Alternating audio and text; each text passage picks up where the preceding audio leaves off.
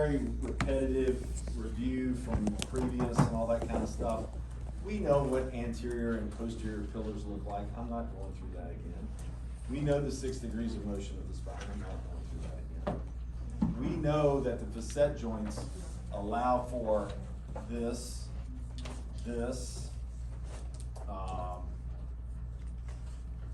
Facets are going to be pretty much in the sagittal plane, and then they transition back to the lumbar spine.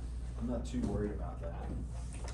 We talked a lot about this disc pathology here, where the nucleus is in the center, surrounded by the annulus. I'm not worried about those cartilaginous end plates. What I do want you to understand here, because a lot of what you're going to see is discogenic in nature. With flexion of the vertebral segment, the anterior portion of the disc, you've got to understand this, that when we forward bend, it's the anterior portion that gets compressed, right? Therefore, the jelly in the donut wants to go this way, okay? How many people hurt themselves bending backwards?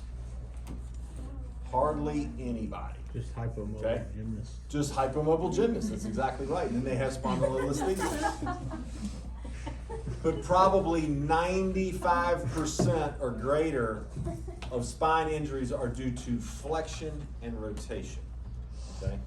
And that squeezes this way. That's why you see nerve pain. That's why you see facet joints, all these types of things, okay?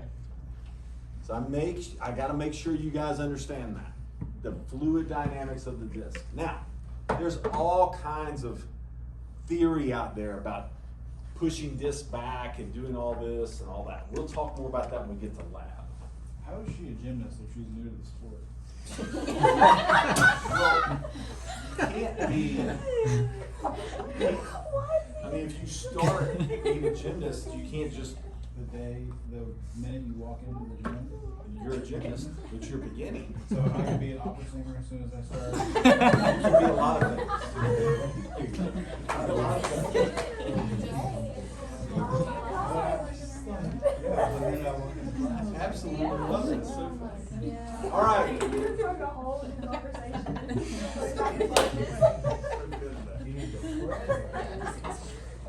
All right, so with this foramina, okay, where the nerves come out, anterior boundary is the disc. That's pretty easy to see, right? Posterior boundary, facet joint, right back here, right? Superior and inferior boundaries, pedicles, coming off the posterior segments here that lead to the spinous process. And then the size is affected by the spinal motion, okay? However much you go. If you do a ton of flexion, you're gonna have wider spaces down here. Make sense? Okay? So we'll talk about that when we get to lab. But just remember that concept. There's a nice pretty picture. Oh, biomechanical, we know the curves, you guys know all that. If we drew a line down laterally, a plumb line, the ankle's gonna be anterior to that line, the knee will be anterior to that line. Anybody do PTA 365? Did you see the question, was it today? Or maybe it was yesterday? It was today. It was today? About Recker bottom being posterior to that? I guess it is. Yeah, that's what this is. So that is a pathology, Jenny Recker bottom, that moves the knee joint posterior to the plumb line, okay?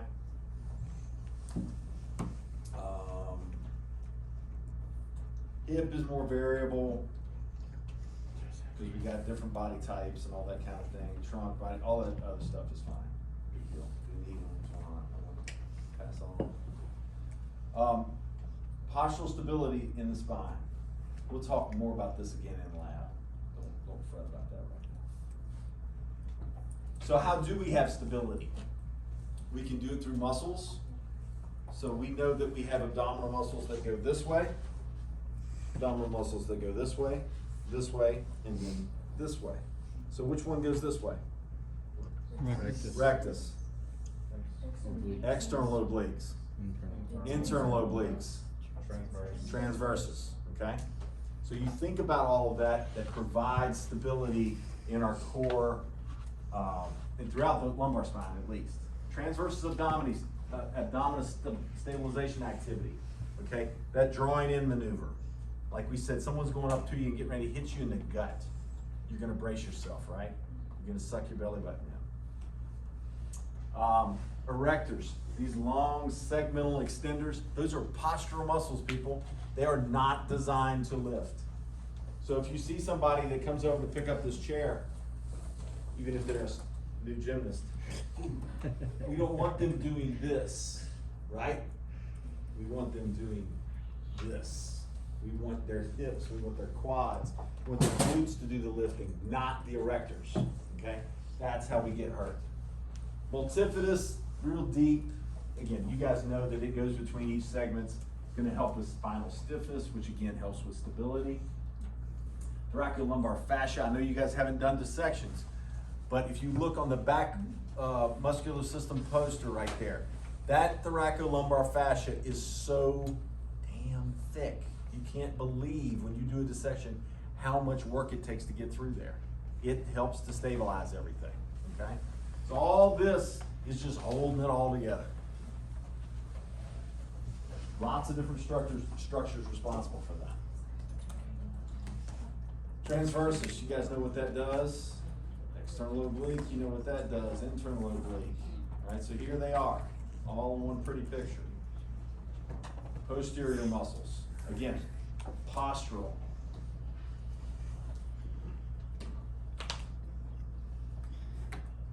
If we look at the cervical spine, we've got mandibular elevator group.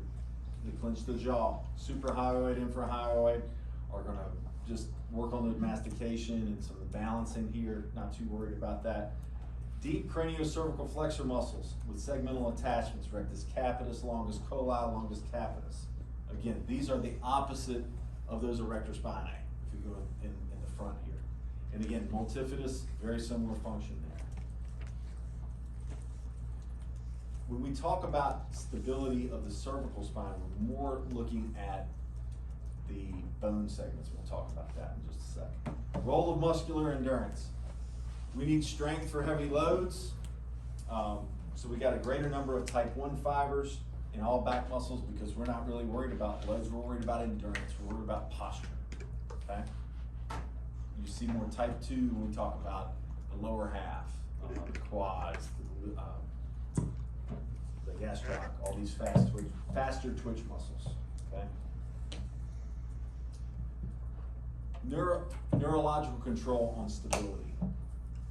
Again, you've got all kinds of central nervous system processes that will help activate the trunk muscles in anticipation of loads and so forth. When you go to pick something up, your brain's gonna tell you, hey, suck that in a little bit. Now, we wanna teach them how to do it better, because most people don't do it very well. But you will have some inherent ability to do some of that. Effects of the limb on stability. Obviously, if our core gets tight, or excuse me, if it gets fatigued and so forth, the more we do away from our body, the more it's even going to increase the fatigue greater. Okay, so then we're more susceptible to injury. All right, so we want those core muscles not only to be strong, but we want them to have good endurance as well. Muscles imbalance. If you've got somebody, I'm trying to think of a good example of that.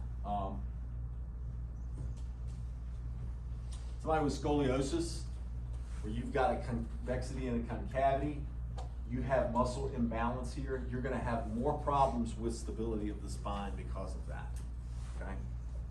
We'll talk more about that in a little bit in lab.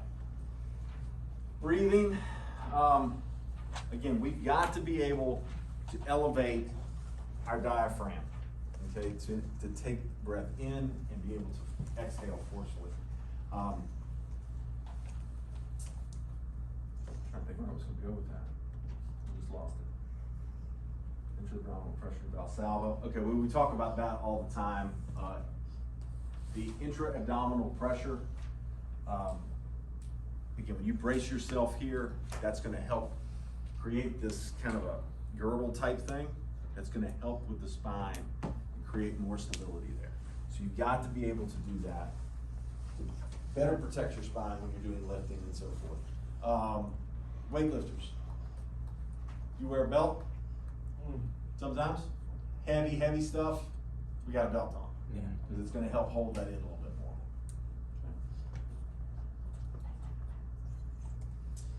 Pain, mechanical stresses. We've talked about, all right, everybody, imagine this is your spine, okay? This is the front of your spine, this is the back of your spine. If we backward bend, everybody pull your finger back like that. Do you feel strain on this anterior? That's that anterior longitudinal ligament, if you will, right? My finger's not moving. It's not. Let's not move. You don't feel anything I there. don't. Okay. Anyway, this is gonna be mechanical stress. That's what you're gonna feel when the ligaments get stretched out. Okay, we've got an anterior longitudinal ligament here. Hyperextension, well, you'll feel pain there. That doesn't happen very often. Very infrequently, okay? This you'll feel a lot. Posterior longitudinal ligament gets strained all the time along those extensors. Stretch weakness. So we picked on Posture Boy here the other day like this, right? It's all head forward. What's gonna happen to these muscles up through here get stretched out. Because they're stretched out, they're not as strong. They don't hold us back in a better posture, okay? They become more fatigued. A super lengthened muscle, not as strong as it needs to be, right? Tight muscle's not as strong, super lengthened's not as strong. We want that nice resting length. We want that good posture. That's why we need to enforce that with our patients, okay? Muscles kept in that shorting position, tight weakness. That's gonna be here, okay? These muscles aren't gonna be as good either because they're tighter, they're shorter. So optimal length, that's what good posture is. Equates everything, or attempts to at least. Pain syndromes, postural faults. Again, if someone sits a long period of time in a wrong way, they're gonna hurt. That's a problem, that's a serious problem. This is a classification system that's done by McKinsey. We'll talk more about that in a moment. Lordotic posture. Who's got a lot of that? Anybody in here? A lot of lordosis? Not me. I'm flat. I'm the other way.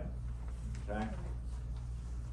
So you're going to have increased angle, increased anterior pelvic tilt, and hip flexor tightness. Okay? If you're slouched, if you got the kyphotic curve in this upper back here, that's going to be problematic. We talked about that the other day. Flat low back posture, that's me. Okay? No lordosis. Okay? Posterior pelvic tilt. Hamstrings are going to be tighter. This helps drive your treatment. Okay? When you see somebody and you say, wow, that really looks like a really straight back, doesn't have a lot of curve, most likely they're going to have tight hamstrings. Okay? And if you can help relieve that, you can reinforce some of the better habits that they need to have for their posture. Rounded back of the cervical, forward head, we talked about that. Protracted scapula, forward head's going to be compressive tight through here, okay? If you've got this decreased cervical lordosis, somebody who's really flat back here, that's going to be problematic long term, all right? That will put more issue on the upper cervical spine. That's going to be problematic as well. Posture is really hard to just sit here and tell you this and that and this and that, but again, you can get some generalities that can give you some hints on where to go with treatment. Scoliosis, we just talked about that. That lateral curvature, if it's structural, it's irreversible, okay?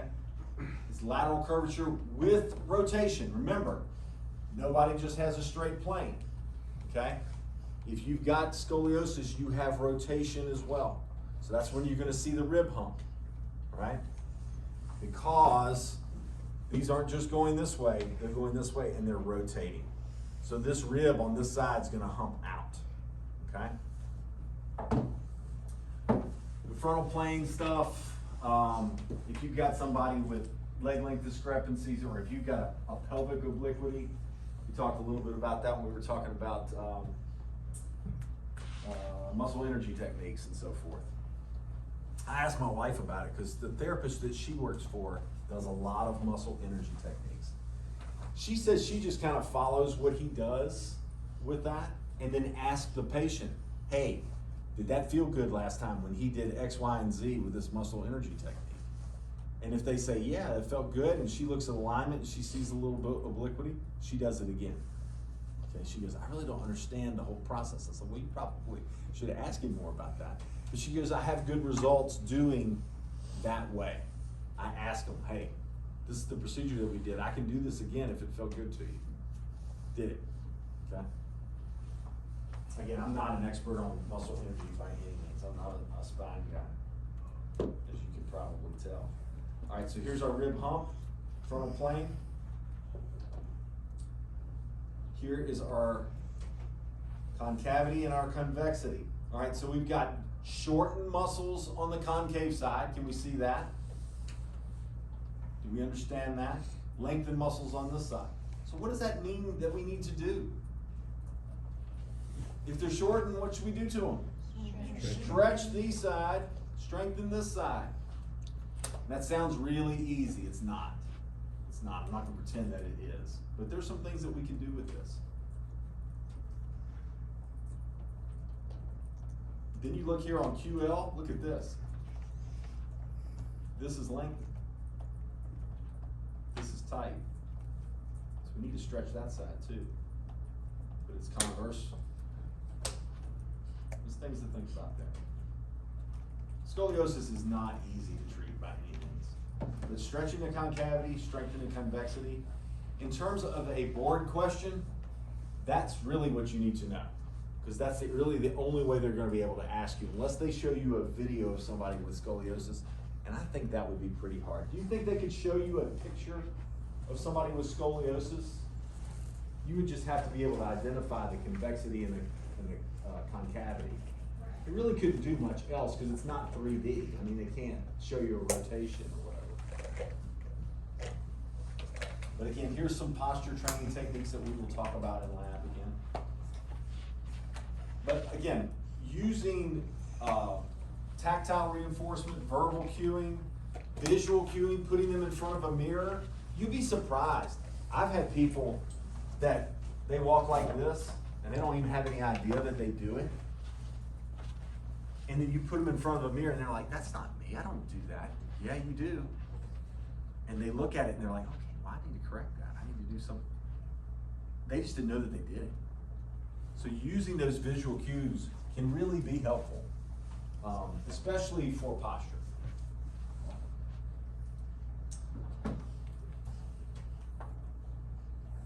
Putting your hands on people, please don't be afraid to do this, okay? I will take somebody with a forward head, which is pretty much everybody that we see. I will take my hand and I will say, okay, I want you to sit up really straight. They can do that part, but that chin's usually still out like this. And I say, I need you to retract this to right here, okay? It's fine to put your hands back here between their scapula and say, okay, we need these back. We need this scapula back and even a little bit down, okay? This is not what we want, right? That's common sense. We don't want it protracted and elevated. If we can get it retracted and depressed slightly, I think you're gonna see better results there, okay? It's gonna help with not only posture, but even your shoulder movements. I've had y'all do that before. Be in a kyphotic posture like this, and then try to raise your arms up. It doesn't work very well, okay? But if you have good posture, it's much easier to elevate. Ergonomics, this is all kind of common sense stuff. We want nice right angles here. What you don't want is this head out in front, putting a lot of stress on these muscles through here. Again, we will talk all about this. Stress management, relaxation. Again, these aren't things for acute pain, but these are things that over the course of time, if someone stands or sits like this for a living, they're probably gonna have some of this. These are things that you can talk about to them, you can demonstrate. You can go to their work site. I've been to plenty of work sites and looked at people and they sit there and they sit like this perfectly when you're watching them. But if they're there for 15 minutes later, they get like this, they just keep getting forward and forward and forward. We all do that. Just some stats about back pain and how, look at it. Lost work days, $50 billion a year of healthcare costs to low back pain. It's not going away anytime soon either. So getting back to the disc, I think we did this slide before. If we see something that's starting to degenerate, you may see a little bulge here.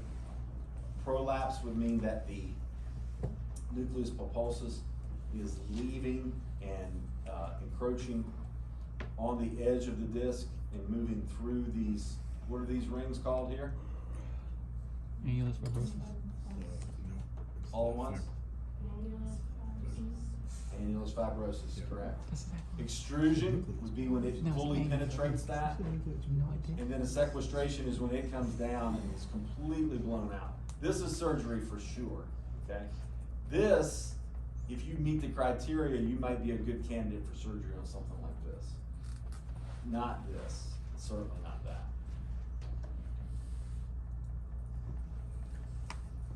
So, but we know that the disc is majority water. So me being above the age of 50, my discs are losing water on a regular basis. So I'm not a good candidate. If I injure a disc at this point, it's probably not, I'm probably not a good candidate to have a discectomy or any kind of procedure to the disc. Because again, it's really not, it's not moving very much anymore. It's not real viscous, if you will. Younger folks like that, if this happens, you guys are good candidates. So if you want to have back surgery, do it before you turn about 40 or so. Okay, they make the best candidates.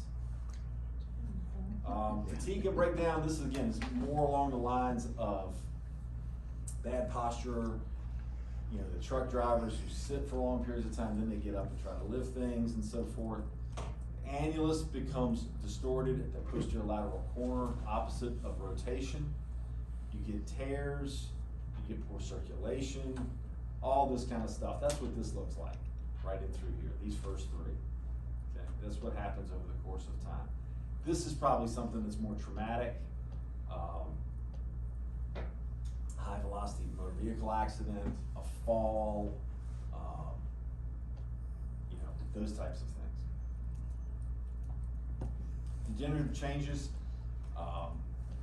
occur both in the nucleus and the annulus. The nucleus becomes fibrotic, again, loses its water. Acute disc protrusions are rare in older people. Yes, I'm older. Degeneration affects the spinal mechanics in early stages, absolutely. Leads to segmental instability. So if you have one disc that is injured in some way, shape, or form, it continues to get stressed, it becomes degenerative, everything else shifts down, if you will, if you think about it, okay? A lot of times our body will actually avoid movement here, and this becomes more hypomobile. Well, you still are moving and doing things, so a lot of times the segment above and the segment below becomes more hypermobile, okay? So you can have instabilities, subtle instabilities like that as well. We can assess that with some passive joint play motion, accessory motion. I'll show you guys how to do that in a little bit. But it's pretty rare that one segment's gonna be problematic. More times than not, it'll happen to us, to a region, okay? But you'll usually know that through, diagnostics from the doctor, x-rays, MRIs, things like that.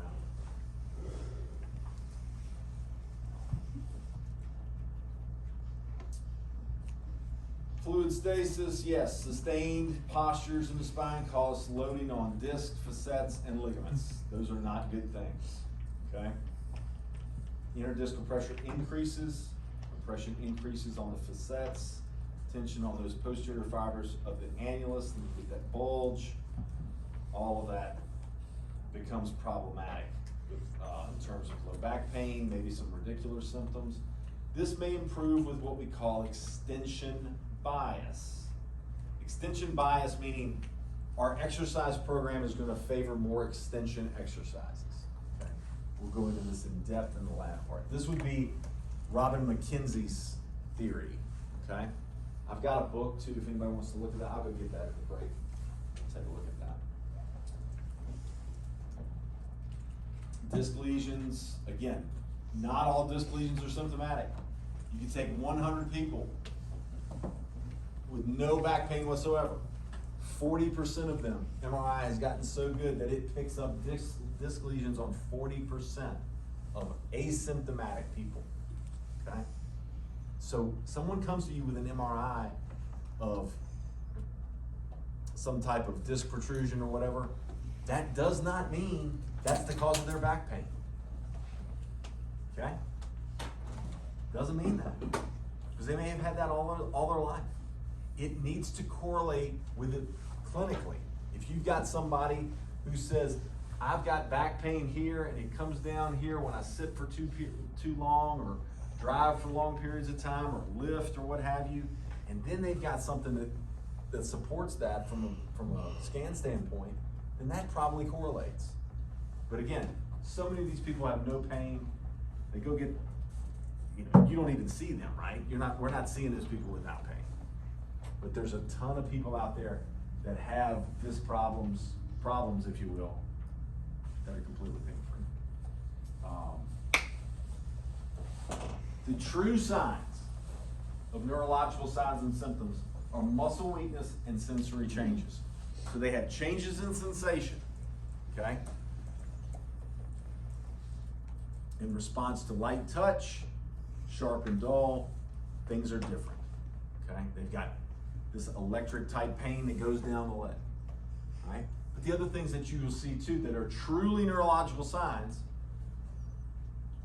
is the sensation and the weakness, okay? If you start to see somebody with some foot drop, if you start to see somebody that's just kind of dragging their leg when they walk, and they've had long period low back pain, that's problematic. That's where the disc is impeding on the nerve. Is there anything else that you might see that would be a true neurological sign? Something that we test? Reflexes. Exactly. You can add reflexes to this as well.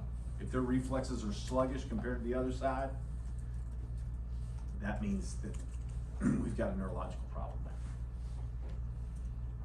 Variability of symptoms all over the place, okay? These small protrusions, which are most common, if you're looking at something like this, disc protruding, may just be midline low back pain, maybe favoring this right side a little bit, maybe pain that's coming down into the buttock somewhat, okay? But maybe they go into forward bending, and then it really presses on this L3, L4 nerve root, and then we get the electric pain that shoots down the leg. And they say, oh, I've got sciatica. Well, you may have sciatica because of the posture, the bend, the execution of that movement. You come back up, pain is still there. What's happened? Well, you've encroached on that nerve to the point that it's giving you a zinger. You're getting anybody had that before? I know you've had that. Anybody else had that pain that shoots down the extremity? You will never forget it if you had it, okay? It's totally different than having a backache. Doesn't feel like it at all. I hope none of you get it, but it'll happen sooner or later. Large posterior protrusions, spinal cord signs, loss of bladder, saddle anesthesia. Saddle meaning the part of you that would sit on the saddle becomes, you can't feel it, okay?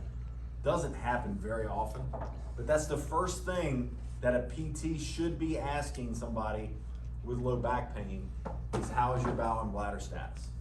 That's one of the first check marks that you have. Because if you've got this, it's gonna be a medical emergency. They're gonna be in surgery very rapidly. So it's very, very rare that those people end up in PT. Okay? I've seen it happen twice in, 30 years. Large posterior lateral, again, you're gonna see more of these nerve root signs. Anterior protrusion also does not happen very often. Again, that would be that hyper extension this way. Again, what you'll see more is the anterior longitudinal ligament pain, but again, no neurological signs because all the nerve roots are on the back side. Nothing on the front. The hyperextension stuff that you'll see like this, again, usually is something like some crazy fall from a rooftop or whatever. Usually very odd stuff. Shifting symptoms, what we mean by that is pain goes from one side and they can kind of offset it by opening up over here. Doesn't really happen a whole lot more than anything. Inflammation is very much a real possibility of the cause of symptoms in this area. Nerves and discs and so forth can certainly get inflamed like most tissue can, but you'll see that a good bit.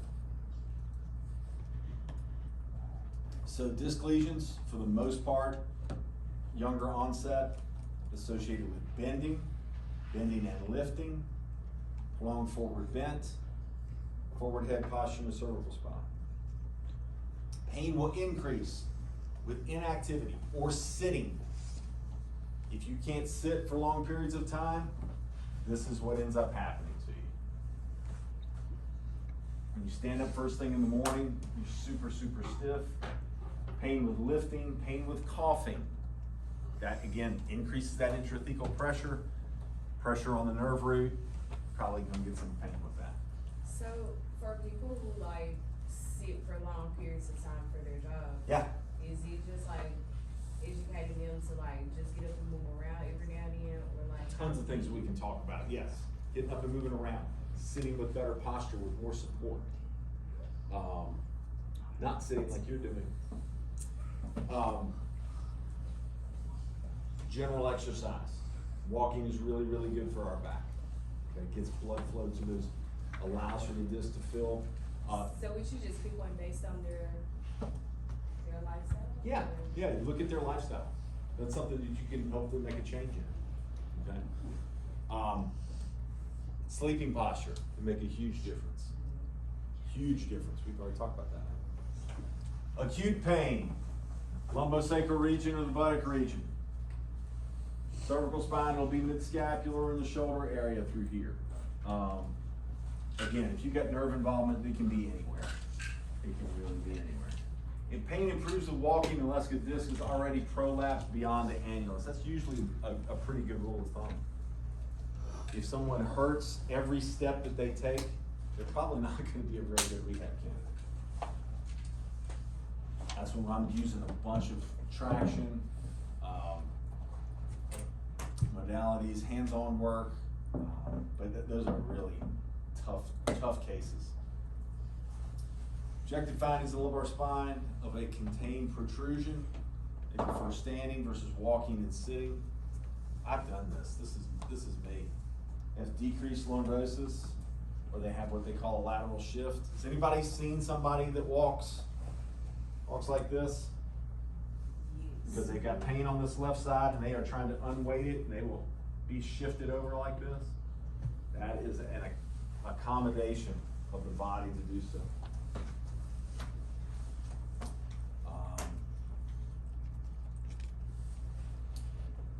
Limited forward bending with peripheralization of symptoms. What does that mean? Yep. Pain goes down the leg. okay? If they can extend and get better with symptoms, if this is a good feeling to them, then they're probably gonna be a pretty good rehab candidate, okay? But if you have them bend and everything that they do makes the pain go down the leg, they're probably not a good rehab candidate. Testing both knees to chest and prone press ups show the same results. Okay, since you're over here, you get to be a guinea pig. Right? So a lot of times when you're doing it, if I'm doing a quick eval of a spine or even a screening, one of the first things I will do is I'll have them lay prone, all elbows. Bring them underneath of you a little bit more, no, in front. So there, okay? That position right there. If I have her, and usually I'll have them here and I'll just talk to them for 30 seconds. And at the end, if I say, you feel better or worse, or the same? If they say better, then I'm probably gonna go to that extension bias that we talked about in terms of our exercise program, okay? Conversely, and that would be more discogenic types of symptoms, younger folks and everything. If I get somebody who's older, and I think we have more stenosis, what is stenosis? Narrowing, okay? They're not gonna respond well to extension. So for those folks, I will turn them over, and I'll bring their knees up. And I'll say, yeah, can you hold that for me? Most of the time, they can't get this far. But I'll have them hold that for 30 seconds. And if they go, oh yeah, my pain is gone, that feels so much better. Well, then I know that I need to look at flexion bias, okay? It seems really, really simple, but that really goes a long way. And that's gonna be more stenosis and degeneration, okay? Thank you, Jeff.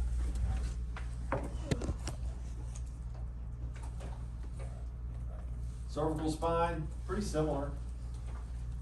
You'll see the dermatomes and myotomes that we all know at this point. Forward head posture, side bend rotation away from the symptomatic side.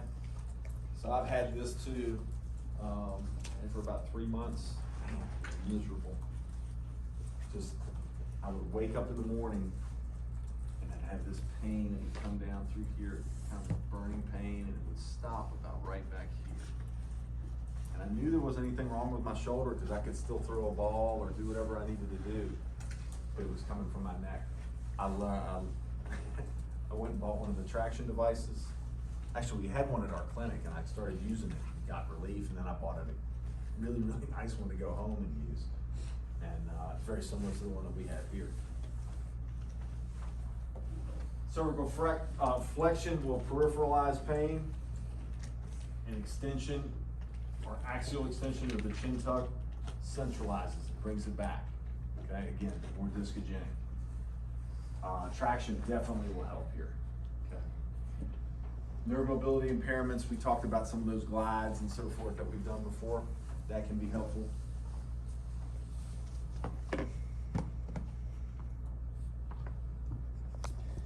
One more thing about cervical spine stuff. So a lot of times when you see people after motor vehicle accidents, everybody knows what whiplash is, right? So you get hit from behind and you get hit here, and then your head goes forward very, very quickly. So it's and you end up constraining both sides, and you can have discogenic problems forward, anterior, all this kinds of stuff. It's very different than the lumbar spine in that regard. Okay? That doesn't happen in the lumbar spine. For whiplash, if you've got tenderness and soft tissue problems through here and through here, it's probably best, folks, put those folks in a collar and just let them be for a couple weeks. Everything's gonna get stiff, but their pain level will be a lot better. You can always work on a stiff joint, always, okay? Don't be scared of stiff joints. I'd much rather have somebody with a stiff joint than somebody that's got discogenic problems and neurological problems. Okay? Retractions would definitely be there for now. Disc degeneration, we talked about it, how we lose water, the vertebral bodies get smaller, the foramina gets shorter, and the spinal canal narrows. What is this the definition of again? Stenosis, okay? So, when we have degeneration, the facet joints change. They become more compressed as well. They become irritated, they swell, they have muscle spasms. All of this stuff results in osteophyte formation, so bony spurs, which lead to even more narrow. And that's why this is kind of the tough thing to treat, because it's only gonna get worse. Stenosis doesn't usually get better unless they have procedures, injections, things like that that may help temporarily.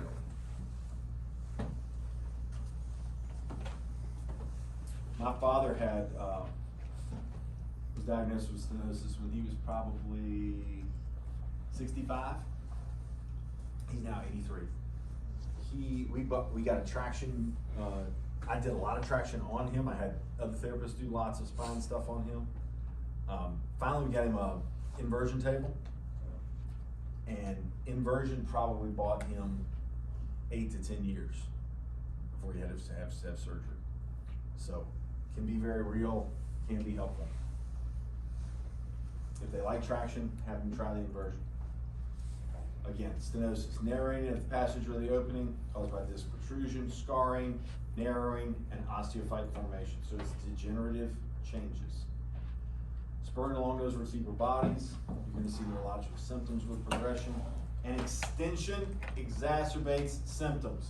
Completely the opposite of the discogenic stuff. Okay? This is the flexion bias that we want to go to when you see this. Open things up. We want this more like this. Open and up.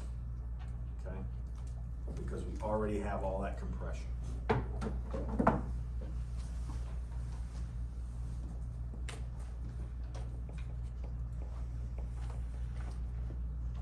Facet joint pathology, meniscoid-like structures in the facet joints can get entrapped. You've got little